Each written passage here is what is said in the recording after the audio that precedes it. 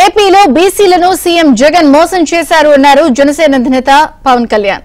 గుంటూరు జిల్లాలో జరిగిన జై హో బీసీ కార్యక్రమంలో పాల్గొన్న పవన్ కళ్యాణ్ వైసీపీ సర్కారుపై విమర్శలు గుప్పించారు. వైసీపీ పాలనలో బీసీ కార్పొరేషన్లు ఏర్పాటు చేసి కుర్చీలు లేకుండా చేశారని మండిపడ్డారు.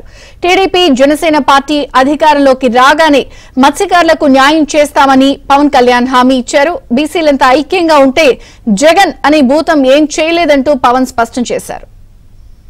బీసీలకి ఏటా జగన్ చెప్పింది బీసీలకి ఏటా 15,000 కోట్ల రూపాయల చొప్పున కేటాయిస్తామని చెప్పారు. 5 ఏళ్లలో 75,000 కోట్ల రూపాయలు బీసీల సంక్షేమానికి కేటాయిస్తామని చెప్పారు. వాస్తవానికి 0. బీసీ కేటగిరీల్లో అన్ని కులాలకి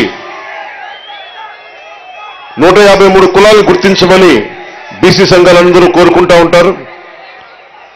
దాన్నే కుదించి 139 కార్పొరేషన్లు పెడతామని చెప్పి దానిని 53 కార్పొరేషన్లు కుదించి 56 కార్పొరేషన్లు కుదించి వాటికి కుర్చీలు కూడా లేని పరిస్థితి.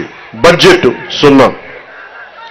వైఎస్ఆర్ పథకం కింద 45 ఏళ్లు నిండిన ప్రతి మహిళకి 75,000 అందిస్తామని చెప్పారు. బీసీ మహిళలకి పథకం అందుతున్న లబ్ధిదారుల్లో చాలా వరకు కోత పడతా ఉంది. శాశ్వత ప్రాతిపాదికన దాదాపు 794 కిలోమీటర్ల తీర ప్రాంతం ఉండి ఈ రోజుకి జట్టీలు లేకుండా ఇబ్బంది పడతా ఉన్నారు. ఇప్పుడు గంగవరం పోర్ట్ లాంటిది నిర్మాణానికి పల్లెకారులు, జాలర్లు, మత్స్యకారులు ప్రాణాలు పోయినాయి. తిరిగి వాళ్ళకి ప్రత్యామ్నాయ అవకాశాలు కల్పించడంలో నిజంగా వెనకబడి ఉన్నాం. తెలుగుదేశం జనసేన ప్రభుత్వం రాగానే అలాంటి మత్స్యకారులందరికీ అండగా ఉంటాం.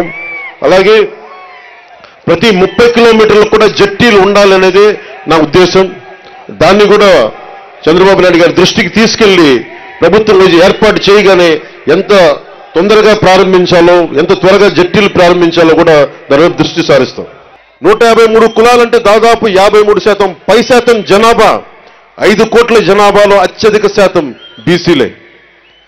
అత్యధిక శాతం ఉండి ఈ రోజు మనం ప్రాణరక్షణకి చట్టాలు కల్పించుకునే పరిస్థితిలో ఉన్నామంటే జగన్ గారి నుంచి అది జగన్ గొప్పతనం కాదు, మన అనైక్యత, మన బీసీ కులాల్లో ఉన్న అనైక్యత. మన ఐక్యతగా ఉంటే ఏ జగన్ కాదు, ఏ భూతం కూడా మనల్ని ఏమీ చేయలేదు.